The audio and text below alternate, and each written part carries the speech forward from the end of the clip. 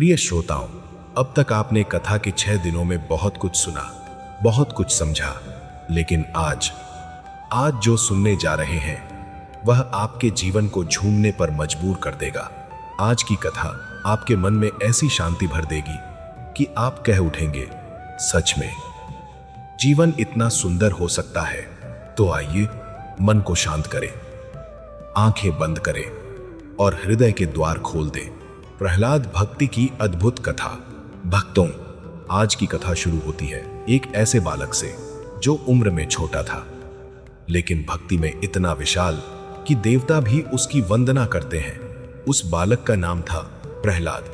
अब सोचिए, एक तरफ उसका पिता हिरण्यकशिपु जो खुद को भगवान मानता था, और दूसरी तरफ यह छोटा सा बालक जो हर पल कहता था, नारायण ही मेरे प्रभु हैं। कितना अद्भुत विरोधाभास है ना?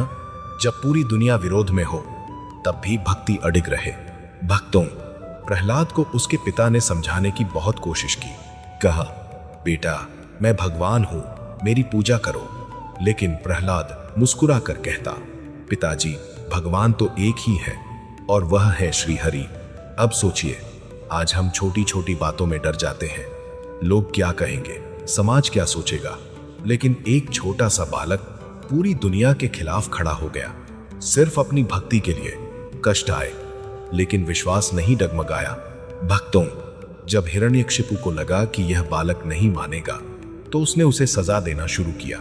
कभी पहाड़ से गिरवाया, कभी सर्पों के बीच डाल दिया, कभी आग में बैठा दिया। लेकिन हर बार क्या हुआ? हर बार भगवान ने अपने भक्त को बचा लिया। क्योंकि भक्तों, जहां सच्ची भक्ति होती है वहां भगवान स्वयं रक्षा करते हैं। जीवन का सबसे बड़ा संदेश। आज की कथा हमें क्या सिखाती है? यह सिखाती है कि अगर आपके जीवन में कठिनाइयां हैं, अगर लोग आपके खिलाफ हैं, अगर परिस्थितियां आपको तोड़ने की कोशिश कर रही हैं, तो डरना नहीं है, क्योंकि आप अकेले नहीं हैं। भगवान आपके साथ है। बस आपको प्रहलाद जैसी श्रद्धा रखनी है। नरसिंह अवतार, जब भगवान स्वयं आए। भक्तों, अब आता है वह क्षण जिसे सुनकर आपकी आत्मा भी रोमांचित हो उठेगी। हिरण्यकशिपु ने क्रोध में आकर पूछा, कहाँ है तेरा भगवान? प्रहलाद ने कहा, पिताजी भगवान तो हर जगह है। अब हिरण्यकशिपु ने एक खंभे की ओर इशारा किया और कहा, क्या इसमें भी है? प्रहलाद ने मुस्कुराकर कहा, हाँ इसमें भी। और जैसे ही उसने खंभे को तोड़ा, धड़ाम, उस खंभे से प्रकट हुए भगवान नरसिंह। आधा सिंह आधा मनुष्य। इतना भयानक रूप कि देवता भी कांप उठे। लेकिन भक्तों, वही भगवान अपने भक्त के लिए सबसे कोमल बन गए। भक्ति का चरम परिणाम। नरसिंह भगवान ने हिरण्यकशिपु का अंत किया और अपने भक्त प्रहलाद को गोद में उठा लिया। सोचिए, जिस बालक को दुनिया ने सताया उसे स्वयं भगवान ने गले लगा लिया। यह है भक्ति का फल। आपके जीवन के लिए एक गहरी बात। भक्तों, आज अगर आपके जीवन में दुख है, अगर मन अशांत है, अगर आपको लगता है कि कोई समझ नहीं रहा, तो एक काम कीजिए, प्रहलाद की तरह बस भगवान का नाम लेना शुरू कर दीजिए। धीरे धीरे आप महसूस करेंगे कि मन शांत हो रहा है, डर खत्म हो रहा है और जीवन में एक नई ऊर्जा आ रही है। भक्तों, प्रहलाद की कथा सुनकर मन में एक शक्ति जागती है। लेकिन यह कथा यहीं समाप्त नहीं होती, क्योंकि भक्ति केवल एक घटना नहीं है, यह तो जीवन जीने का तरीका है। और यही तरीका हमें आगे की कथा में और भी गहराई से समझ में आता है। जब भगवान नरसिंह ने हिरण्यकशिपु का अंत कर दिया, तब पूरा वातावरण बदल गया। जो जगह भय से भरी हुई थी, वहां अब शांति फैलने लगी। लेकिन एक बात ध्यान देने वाली है, भगवान का वह उग्र रूप अभी भी शांत नहीं हुआ था। देवता भी पास जाने से डर रहे थे, कोई भी उन्हें शांत नहीं कर पा रहा था। तब सभी ने एक स्वर में कहा, प्रहलाद को आगे भेजो। देखिए भक्तों, जहां बड़े बड़े देवता नहीं पहुंच पाए, वहां एक सच्चे भक्त की भक्ति पहुंच गई। प्रहलाद धीरे धीरे आगे बढ़े। उनके मन में ना डर था, न कोई संकोच, क्योंकि उन्हें अपने भगवान पर पूर्ण विश्वास था। जैसे ही प्रहलाद भगवान के पास पहुंचे, उन्होंने उनके चरणों में सिर झुका दिया और बस एक ही बात कही, प्रभु मैं आपको प्रणाम करता हूं। और भक्तों, जैसे ही यह शब्द निकले, वही उग्र नरसिंह जो पूरी सृष्टि को हिला सकते थे, वह एकदम शांत हो गए। उन्होंने अपने भक्त को गोद में उठा लिया, उनके सिर पर हाथ रखा और आंखों में प्रेम भर आया। दसन्ने के लिए वह एकदम शांत हो गए। यही तो भक्ति की शक्ति है। जहां तर्क खत्म हो जाता है, वहां प्रेम काम करता है। जहां शक्ति काम नहीं करती, वहां समर्पण जीत जाता है। भगवान ने प्रहलाद से कहा, बेटा मांगो, क्या चाहते हो? अब सोचिए, अगर हमें भगवान मिल जाएं और कहें कि मांगो, तो हम क्या मांगेंगे? धन, सुख, सफलता, या फिर अपनी इच्छाओं की लंबी सूची? लेकिन प्रहलाद ने क्या कहा? उन्होंने कहा, प्रभु मुझे कुछ नहीं चाहिए। अगर देना ही है तो बस इतना दीजिए कि मेरे हृदय में कभी आपकी भक्ति कम न हो। भक्तों, यही वह क्षण है जो हमें अंदर से झकझोर देता है, क्योंकि यही सच्चा सुख है, यही सच्चा आनंद है। आज हम जीवन भर भागते रहते हैं कुछ पाने के लिए, लेकिन जब पा लेते हैं तो भी मन खाली रहता है। क्यों? क्योंकि हमने बाहर की चीजें मांगी, अंदर की नहीं। प्रहलाद हमें सिखाते हैं, अगर मांगना है तो भगवान से भगवान को ही मांगो, क्योंकि जब भगवान मिल जाते हैं तो सब कुछ अपने आप मिल जाता है। और यही बात हमें धीरे धीरे अगले प्रसंग की ओर ले जाती है, जहां जीवन का एक और बड़ा सत्य सामने आता है। भक्तों, इस संसार में हर कोई सुख चाहता है, लेकिन सुख मिलता क्यों नहीं? क्योंकि हम सुख को गलत जगह खोजते हैं। हम सोचते हैं कि पैसा मिल जाए तो खुश हो जाएंगे, लोग हमारी तारीफ करें तो खुश हो जाएंगे, सब कुछ हमारे अनुसार हो तो खुश हो जाएंगे। लेकिन सच्चाई क्या है? सच्चाई यह है कि सुख बाहर नहीं, अंदर होता है। और अंदर का सुख तभी आता है जब मन भगवान से जुड़ता है। अब एक छोटी सी बात समझिए। मान लीजिए आपके पास सब कुछ है, लेकिन मन अशांत है, तो क्या आप खुश रह पाएंगे? नहीं। और अगर आपके पास बहुत कम है, लेकिन मन शांत है, तो क्या आप खुश रह सकते हैं? हाँ, बिल्कुल। तो असली खेल बाहर का नहीं, अंदर का है। और यही बात हमें श्रीमद् भागवत की एक और सुंदर कथा में मिलती है। एक समय की बात है, एक बहुत बड़ा राजा था। उसके पास सब कुछ था, धन, दौलत, महल, सम्मान, लेकिन फिर भी वह अंदर से दुखी था। उसे समझ नहीं आ रहा था कि आखिर कमी कहाँ है। एक दिन उसने एक संत से पूछा, मुझे सब कुछ मिला है, फिर भी मैं खुश क्यों नहीं हूं? संत मुस्कुराए और बोले, क्योंकि तुमने सब कुछ अपने लिए रखा है, भगवान के लिए नहीं। राजा ने पूछा, इसका क्या मतलब? संत बोले, जब तक तुम अपने जीवन को केवल अपने लिए जीते रहोगे, तब तक संतोष नहीं मिलेगा। लेकिन जिस दिन तुम अपने जीवन को भगवान को समर्पित कर दोगे, उस दिन तुम्हारा हर काम पूजा बन जाएगा, और वहीं से सच्चा सुख शुरू होगा। भक्तों, यह बात सुनने में सरल लगती है, लेकिन अगर इसे जीवन में उतार लिया तो सब कुछ बदल सकता है। आज हम जो भी करते हैं, उसमें मैं बहुत बड़ा हो गया है, मैंने किया, मेरा है, मुझे चाहिए, यही सोच हमें बांध देती है। लेकिन जिस दिन यह मैं हट जाता है और उसकी जगह भगवान आ जाते हैं, उसी दिन जीवन हल्का हो जाता है। फिर चाहे काम छोटा हो या बड़ा, फर्क नहीं पड़ता, क्योंकि हर काम में आनंद आने लगता है। और यही आनंद हमें उस स्थिति तक ले जाता है जहां इंसान हर हाल में मुस्कुराना सीख जाता है। भक्तों, अब मैं आपसे एक छोटा सा सवाल पूछता हूं, क्या आपने कभी बिना किसी कारण के मुस्कुराया है? अगर नहीं, तो आज से शुरू कीजिए, क्योंकि जब आप बिना कारण के मुस्कुराते हैं, तब आप भगवान के सबसे करीब होते हैं, क्योंकि भगवान भी बिना कारण के ही हमसे प्रेम करते हैं। और जब यह बात समझ में आ जाती है, तब जीवन बदलने लगता है। अब दुख भी आए तो लगता है ठीक है, यह भी भगवान की इच्छा है।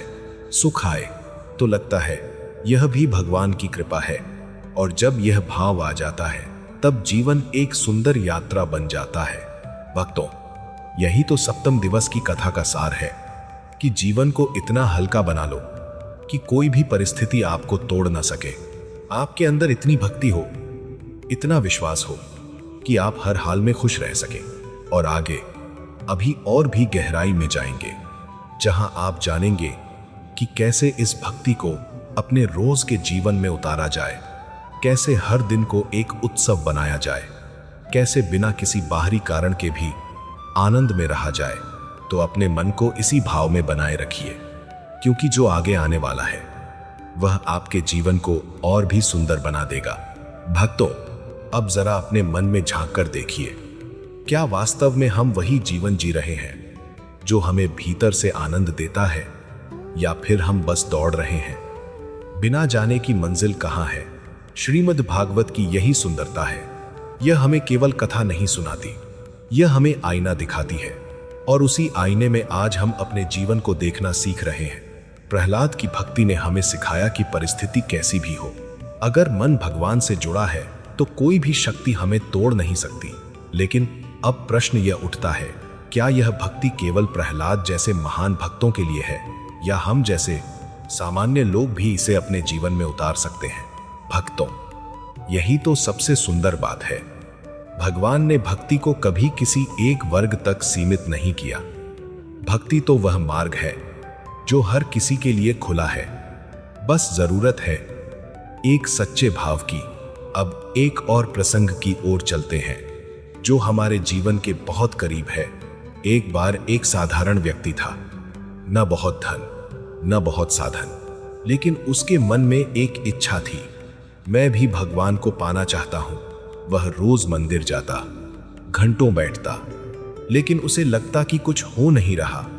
मन बार बार भटक जाता, कभी घर की चिंता, कभी काम का तनाव। एक दिन वह थक कर बोला, प्रभु, मैं कोशिश तो कर रहा हूं, लेकिन मुझसे भक्ति नहीं हो पा रही, क्या आप मुझसे नाराज हैं? भक्तों, उस दिन उसके जीवन में एक अद्भुत परिवर्तन हुआ। अंदर से एक आवाज आई, तुम मुझसे दूर नहीं हो, तुम बस खुद से दूर हो। सोचिए, कितनी गहरी बात है। हम भगवान को ढूंढते रहते हैं, लेकिन असल में हम अपने ही भीतर की शांति को खो चुके होते हैं। जब मन शांत होता है, तब भगवान का अनुभव अपने आप होने लगता है। अब यह शांति कैसे आए, यह प्रश्न हर किसी के मन में आता है, और इसका उत्तर बहुत सरल है, लेकिन उतना ही गहरा भी है। पहली बात, स्वीकार करना सीखो। जीवन में जो भी हो रहा है उसे स्वीकार करो, क्योंकि जितना हम विरोध करते हैं उतना ही मन अशांत होता है। और जितना हम स्वीकार करते हैं उतना ही मन हल्का होता जाता है। दूसरी बात, अपेक्षाएं कम करो। हम दुखी इसलिए नहीं होते कि हमारे पास कम है, हम दुखी इसलिए होते हैं क्योंकि हमारी अपेक्षाएं बहुत ज्यादा हैं। अगर हम थोड़ा सा भी अपने भीतर झांक लें तो समझ में आएगा कि जितना हमारे पास है वह भी किसी के लिए सपना है। तीसरी बात, भगवान को याद करो, लेकिन सिर्फ जरूरत के समय नहीं। अक्सर हम भगवान को तभी याद करते हैं जब हम परेशानी में होते हैं, लेकिन सच्ची भक्ति वह है जहां हम हर समय भगवान को याद करते हैं, खुशी में भी दुख में भी, हर पल। भक्तों, अब एक और सुंदर बात समझिए। क्या आपने कभी सोचा है कि जब हम किसी प्रिय व्यक्ति को याद करते हैं तो हमें अच्छा क्यों लगता है? क्योंकि वहां प्रेम होता है, और जहां प्रेम होता है वहां दूरी मायने नहीं रखती। इसी तरह जब हम भगवान को प्रेम से याद करते हैं तो वह दूरी भी खत्म हो जाती है जो हमें उनसे अलग महसूस कराती है। अब धीरे धीरे यह भक्ति एक आदत बन जाती है। फिर आपको अलग से समय निकालकर भगवान को याद करने की जरूरत नहीं पड़ती। आप चलते फिरते, काम करते हुए, यहां तक कि बात करते हुए भी अंदर से भगवान से जुड़े रहते हैं। और यही वह अवस्था है जहां जीवन बदलने लगता है। अब जरा एक और पहलू पर ध्यान दीजिए। हम अक्सर कहते हैं मुझे खुशी चाहिए, लेकिन क्या हमने कभी सोचा है कि खुशी मिलती कहां से है? क्या यह बाहर की चीजों से आती है? अगर ऐसा होता तो जिनके पास सब कुछ है वह हमेशा खुश रहते, लेकिन ऐसा नहीं है, तो फिर खुशी आती कहां से है? भक्तों, खुशी आती है संतोष से, और संतोष आता है भक्ति से। जब मन भगवान में रम जाता है तब उसे और कुछ नहीं चाहिए, और जब कुछ चाहिए ही नहीं तो दुख का सवाल ही नहीं उठता। अब एक छोटी सी कहानी सुनिए। एक व्यक्ति रोज भगवान से प्रार्थना करता था, प्रभु मुझे खुश कर दो। कई साल बीत गए, लेकिन उसे लगा कि कुछ बदला नहीं। एक दिन वह निराश होकर बोला, आप मेरी सुनते ही नहीं। तभी अंदर से आवाज आई, मैं तुम्हें हर दिन खुश होने के मौके देता हूं, लेकिन तुम उन्हें अनदेखा कर देते हो। भक्तों, यह बात हमारे जीवन पर भी लागू होती है। हर दिन, हर पल भगवान हमें खुश होने के छोटे छोटे कारण देते हैं, लेकिन हम क्या करते हैं? हम उन छोटी खुशियों को छोड़कर बड़ी बड़ी इच्छाओं के पीछे भागते रहते हैं। अगर हम बस इतना कर लें कि हर दिन एक छोटी सी खुशी को पहचान लें, तो हमारा जीवन धीरे धीरे बदलने लगेगा। अब एक और गहरी बात, जीवन में दुख क्यों आता है? क्या भगवान हमें दुख देना चाहते हैं? नहीं, दुख तो हमें सिखाने आता है, हमें मजबूत बनाने आता है, हमें यह याद दिलाने आता है कि असली सहारा केवल भगवान है। जैसे सोना आग में तपकर शुद्ध होता है, वैसे ही इंसान कठिनाइयों में तपकर मजबूत बनता है। तो अगली बार जब आपके जीवन में कोई परेशानी आए, तो उससे डरिए मत, बल्कि यह सोचिए, यह मुझे कुछ सिखाने आई है। और जैसे ही यह दृष्टिकोण बदलता है, वैसे ही दुख भी हल्का लगने लगता है। भक्तों, अब एक बहुत ही महत्वपूर्ण बात, अगर आप सच में खुश रहना चाहते हैं, तो एक आदत डाल लीजिए, किसी को खुश करना। जब आप किसी और के चेहरे पर मुस्कान लाते हैं, तो वह खुशी कई गुना होकर आपके पास लौटती है। यह भगवान का नियम है, जो आप देते हैं वही आपको वापस मिलता है। अगर आप प्रेम देंगे तो प्रेम मिलेगा, अगर आप खुशी देंगे तो खुशी मिलेगी। अब धीरे धीरे यह जीवन एक सुंदर चक्र बन जाता है, जहां आप दूसरों को खुश करते हैं और खुद भी खुश रहते हैं। और यही तो जीवन का असली आनंद है।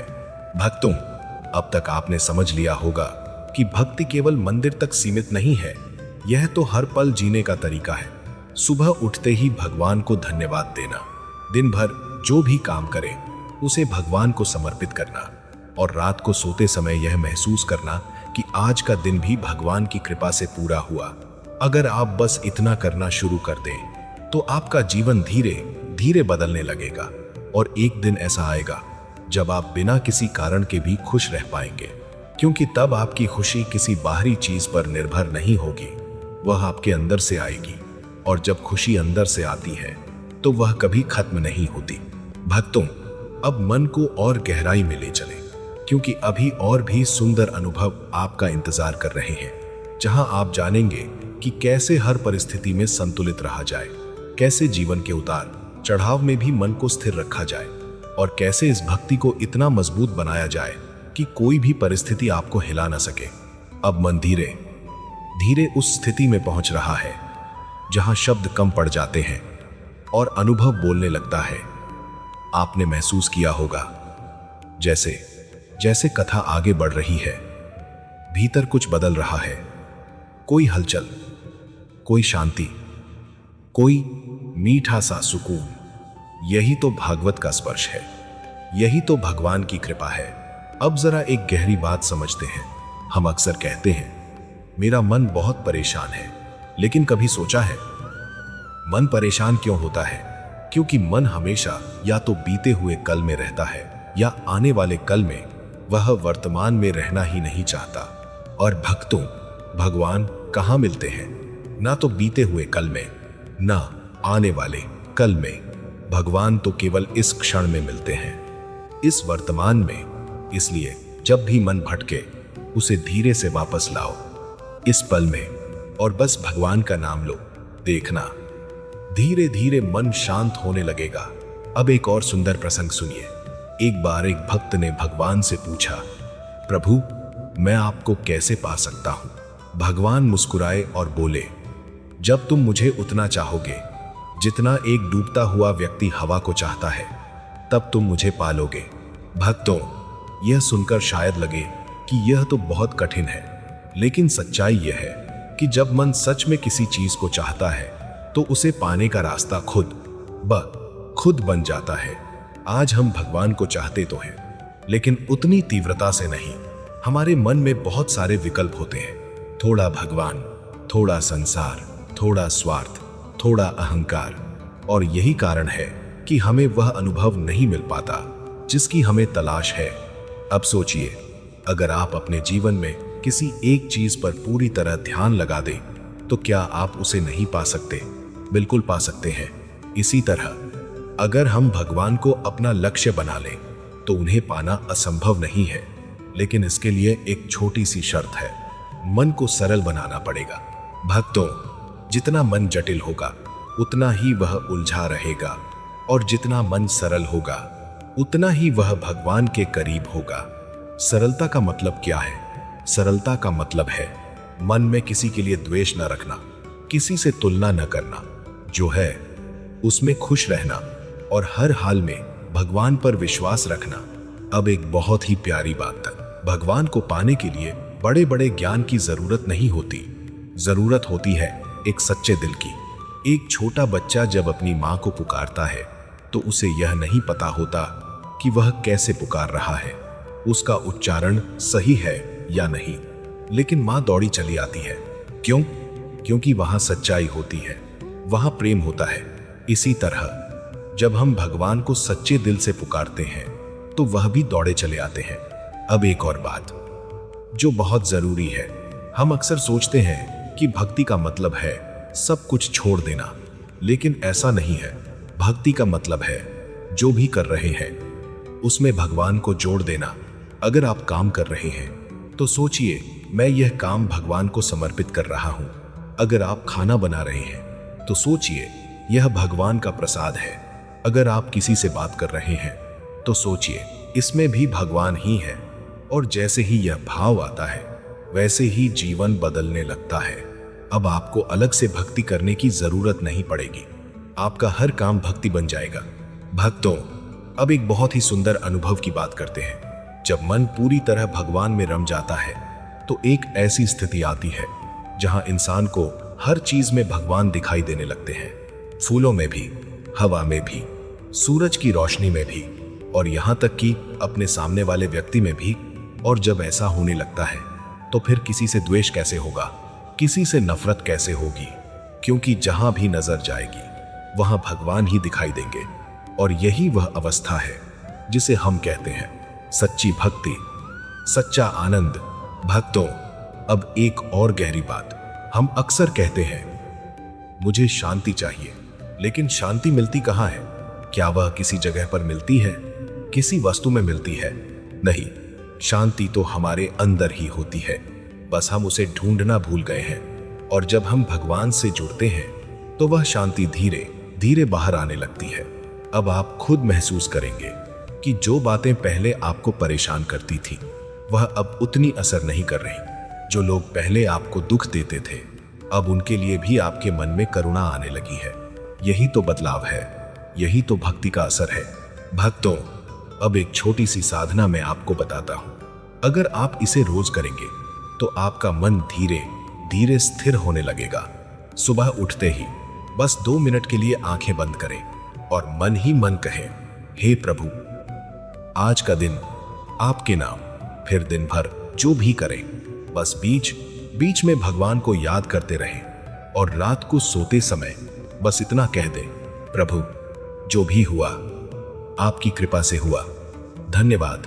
भक्तों, यह छोटी सी साधना आपके जीवन में बहुत बड़ा परिवर्तन ला सकती है, क्योंकि भक्ति बड़ी बड़ी चीजों से नहीं, छोटी छोटी आदतों से शुरू होती है।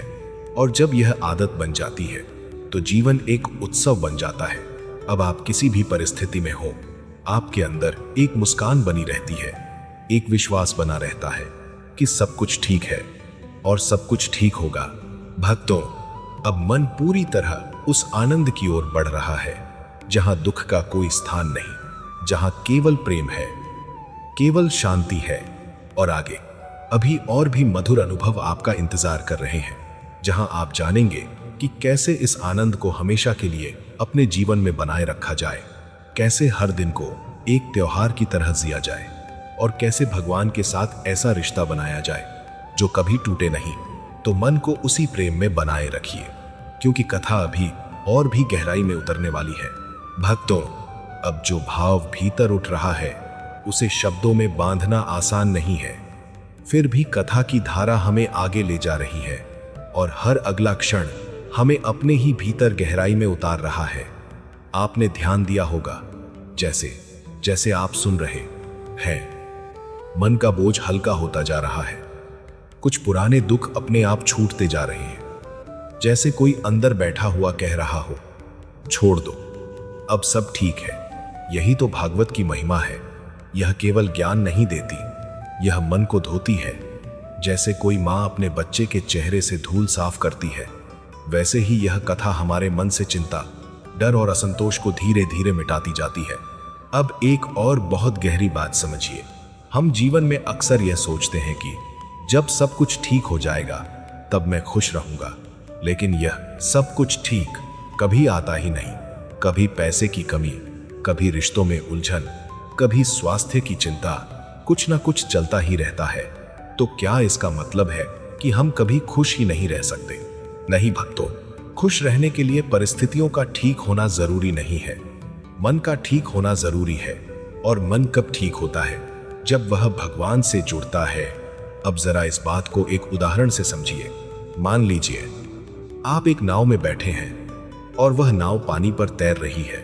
अगर पानी नाव के बाहर है तो कोई समस्या नहीं, लेकिन अगर वही पानी नाव के अंदर आ जाए तो नाव डूबने लगती है। इसी तरह अगर संसार बाहर है तो कोई समस्या नहीं, लेकिन अगर संसार हमारे मन के अंदर आ जाए तो हम डूबने लगते हैं। इसलिए भक्ति हमें सिखाती है, संसार में रहो लेकिन संसार को अपने अंदर मत आने दो। अब यह कैसे होगा? यह तभी होगा जब मन भगवान में टिकेगा, जब अंदर एक ऐसा सहारा होगा जो कभी टूटेगा नहीं, और वही सहारा है भगवान का नाम। भक्तों, अब एक छोटी सी बात पर ध्यान दीजिए। क्या आपने कभी महसूस किया है कि जब आप बहुत परेशान होते हैं और कोई आपको सच्चे दिल से सब ठीक हो जाएगा कह देता है, तो मन थोड़ा हल्का हो जाता है? अब सोचिए, अगर यही बात खुद भगवान आपके अंदर से कहे, डर मत, मैं हूं, तो कितना सुकून मिलेगा। और यही अनुभव भक्ति में मिलता है। धीरे धीरे ऐसा लगता है कि कोई है जो हर समय हमारे साथ है, जो हमें संभाल रहा है, जो हमें गिरने नहीं दे रहा। अब एक और बहुत सुंदर प्रसंग सुनिए। एक बार एक भक्त बहुत दुखी था। उसने भगवान से शिकायत की, प्रभु, मैं आपकी भक्ति करता हूं, फिर भी मेरे जीवन में इतनी परेशानियां क्यों हैं? रात को उसे एक सपना आया। उसने देखा कि वह समुद्र किनारे चल रहा है और उसके साथ भगवान भी चल रहे हैं। रेत पर 2 जोड़ी पैरों के निशान बन रहे थे, एक उसके और एक भगवान के। लेकिन जब वह अपने जीवन के सबसे कठिन समय को देखता है तो उसे वहां केवल एक ही जोड़ी पैरों के निशान दिखाई देते हैं। वह दुखी होकर भगवान से कहता है, प्रभु, जब मुझे आपकी सबसे ज्यादा जरूरत थी तब आप मुझे छोड़कर चले गए। भगवान मुस्कुराते हैं और कहते हैं, नहीं बेटा, उस समय मैं तुम्हें छोड़कर नहीं गया। उस समय तो मैं तुम्हें अपनी गोद में उठाकर चल रहा था। भक्तों, यह सुनते ही मन भर आता है, क्योंकि यही सच्चाई है। जब हम सबसे ज्यादा कमजोर होते हैं तभी भगवान हमें सबसे ज्यादा संभालते हैं। लेकिन हम क्या करते हैं? हम उन्हीं क्षणों में उन पर शक करने लगते हैं, उनसे दूर हो जाते हैं। अगर हम उस समय भी विश्वास बनाए रखें तो वही कठिन समय हमारे जीवन का सबसे सुंदर मोड़ बन सकता है। अब एक और बात, जीवन में जो भी होता है वह हमारे हित में ही होता है, लेकिन उस समय हमें समझ नहीं आता। जैसे एक छोटा बच्चा जब इंजेक्शन लगवाता है तो उसे लगता है कि माँ उसे दुख दे रही है, लेकिन माँ जानती है कि यह उसके भले के लिए है। इसी तरह भगवान भी हमें वही देते हैं जो हमारे लिए सही है, ना कि वह जो हम चाहते हैं। इसलिए अगर कभी आपकी इच्छा पूरी ना हो तो दुखी मत होइए। हो सकता है भगवान ने आपके लिए कुछ और बेहतर सोचा हो। भक्तों, अब एक बहुत ही महत्वपूर्ण बात, हम अक्सर दूसरों से तुलना करते हैं। उसके पास इतना है, मेरे पास क्यों नहीं? वह इतना खुश है, मैं क्यों नहीं? लेकिन यह तुलना ही हमारे दुख का सबसे बड़ा कारण है। हर इंसान की यात्रा अलग है, हर किसी का रास्ता अलग है, और हर किसी के लिए भगवान की योजना भी अलग है। इसलिए तुलना छोड़ दीजिए और अपने जीवन को स्वीकार कर लीजिए। जब आप ऐसा करेंगे तो एक अजीब सी शांति महसूस होगी, जैसे मन कह रहा हो, हाँ, यही मेरा रास्ता है। और जैसे ही यह भाव आता है वैसे ही जीवन आसान लगने लगता है। अब एक और गहरी बात, अगर आप सच में खुश रहना चाहते हैं तो एक आदत डाल लीजिए, क्षमा करना। जिसने आपको दुख दिया उसे माफ कर दीजिए, क्योंकि जब तक आप उसे पकड़ कर रखेंगे तब तक वह दुख आपके अंदर ही रहेगा। क्षमा करना किसी और के लिए नहीं, खुद के लिए होता है। यह अपने मन को मुक्त करने का तरीका है, और जब मन मुक्त होता है तभी उसमें भगवान का वास होता है। भक्तों, अब जरा इस बात को महसूस कीजिए, अगर आपके दिल में किसी के लिए भी कड़वाहट है तो क्या आप पूरी तरह खुश रह सकते हैं? नहीं। इसलिए धीरे धीरे सबको माफ करना सीखिए, और खुद को भी। हाँ, खुद को भी, क्योंकि हम अक्सर अपनी ही गलतियों को लेकर खुद को दोष देते रहते हैं, और वही हमें अंदर से कमजोर बनाता है। अगर भगवान हमें माफ कर सकते हैं तो हम खुद को क्यों नहीं। अब एक और सुंदर बात, जीवन में सबसे बड़ा सुख क्या है? भक्तों, सबसे बड़ा सुख है किसी के काम आना। जब आप किसी की मदद करते हैं, जब आप किसी के चेहरे पर मुस्कान लाते हैं, तो जो खुशी मिलती है वह किसी भी चीज से नहीं मिल सकती। और यही सेवा धीरे धीरे भक्ति बन जाती है। फिर आप जो भी करते हैं वह भगवान के लिए करते हैं, और जब ऐसा होता है तो जीवन अपने आप ही पवित्र हो जाता है। भक्तों, अब मन उस अवस्था के करीब पहुंच रहा है जहां हर चीज सुंदर लगने लगती है, जहां हर पल में आनंद होता है। अब आप देखेंगे कि वही जीवन जो पहले बोझ लगता था अब एक सुंदर यात्रा लगने लगा है।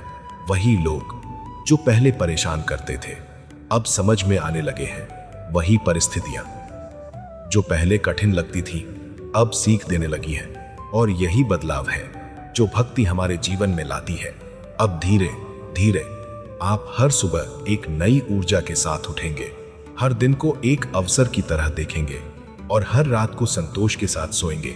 अब इस कथा की धारा और भी मधुर होती जा रही है। अब हम उस अवस्था की ओर बढ़ रहे हैं जहां जीवन केवल जिया नहीं जाता बल्कि महसूस किया जाता है, जहां हर सांस में भगवान का नाम होता है, जहां हर धड़कन में प्रेम होता है। और आगे अभी और भी गहराई बाकी है, अभी और भी रहस्य खुलने बाकी है। तो मन को उसी भक्ति में डुबोए रखिए, क्योंकि जो आने वाला है वह आपके जीवन को पूरी तरह बदल सकता है। भक्तों, अब वह क्षण आ गया है जब इस सप्तम दिवस की कथा अपने अंतिम पड़ाव की ओर बढ़ रही है। लेकिन ध्यान रखिए, यह अंत नहीं है, यह तो एक नई शुरुआत है। एक ऐसे जीवन की शुरुआत जहां हर पल में भगवान का अनुभव हो, जहां हर सांस में शांति हो, और जहां हर परिस्थिति में मुस्कान बनी रहे। आपने इस पूरी कथा में क्या पाया? यदि दिल से पूछेंगे तो जवाब आएगा, मैं खुद को पा गया। क्योंकि यही तो श्रीमद् भागवत की सबसे बड़ी देन है। यह हमें भगवान से मिलाने से पहले हमें खुद से मिलाती है। भक्तों, आज आपने जाना कि भक्ति क्या है, सच्चा सुख कहाँ है, दुख क्यों आता है, और कैसे हर परिस्थिति में खुश रहा जा सकता है। लेकिन अब सबसे जरूरी बात, इस ज्ञान को जीवन में उतारना, क्योंकि केवल सुनने से जीवन नहीं बदलता जब तक हम उसे जीना शुरू नहीं करते। तो आज, अभी, इसी क्षण अपने मन में एक संकल्प लीजिए, मैं हर दिन भगवान को याद करूंगा, मैं छोटी छोटी खुशियों को पहचानूंगा, मैं किसी को दुख नहीं दूंगा, और हर परिस्थिति में मुस्कुराने की कोशिश करूंगा। भक्तों, यही संकल्प आपका जीवन बदल देगा। अब जब आप इस कथा से उठेंगे तो वही दुनिया होगी, वही लोग होंगे, लेकिन देखने का नजरिया बदल जाएगा। और जैसे ही नजरिया बदलता है वैसे ही जीवन बदल जाता है। अब आपको छोटी छोटी बातों में भी आनंद मिलेगा, आप बिना कारण के भी मुस्कुरा पाएंगे, और सबसे बड़ी बात, आपको अंदर से एक सहारा महसूस होगा कि कोई है जो हर समय मेरे साथ है। भक्तों, यही भगवान का साथ है, यही सच्ची भक्ति है, और यही जीवन का असली आनंद है। अब अंत में मैं आपसे दिल से एक छोटी सी बात कहना चाहता हूं। अगर इस कथा ने आपके दिल को छुआ है, अगर आपको इसमें थोड़ा सा भी सुकून मिला है, तो इसे अपने तक मत रखिए, इस संदेश को और लोगों तक पहुंचाइए, क्योंकि क्या पता आपके एक शेयर से किसी का जीवन बदल जाए। और अगर आप ऐसे ही और भी सुंदर, प्रेरणादायक और आत्मा को छू लेने वाले प्रवचन सुनना चाहते हैं, तो अभी हमारे गीता ज्ञान सत्य चैनल को सब्सक्राइब जरूर कीजिए। बेल आइकन को दबाना बिल्कुल मत भूलिए, ताकि जब भी नई कथा आए वह सबसे पहले आपके पास पहुंचे। वीडियो को लाइक कीजिए, कमेंट में राधे राधे या जय श्री हरि जरूर लिखिए और अपने अनुभव भी साझा कीजिए। आपका एक लाइक, एक कमेंट हमें और प्रेरणा देता है कि हम आपके लिए और भी सुंदर कथाएं लेकर आते रहें। भक्तों, आपका बहुत बहुत धन्यवाद। आपने अपना कीमती समय दिया और इस कथा को अपने हृदय से सुना। भगवान श्री हरि आप पर अपनी कृपा बनाए रखें, आपके जीवन में हमेशा खुशियां रहें और आपका मन हमेशा भक्ति में डूबा रहे। फिर मिलेंगे एक नई कथा के साथ, एक नए अनुभव के साथ। तब तक मुस्कुराते रहिए, भगवान का नाम लेते रहिए और जीवन को एक सुंदर उत्सव की तरह जीते रहिए। राधे राधे।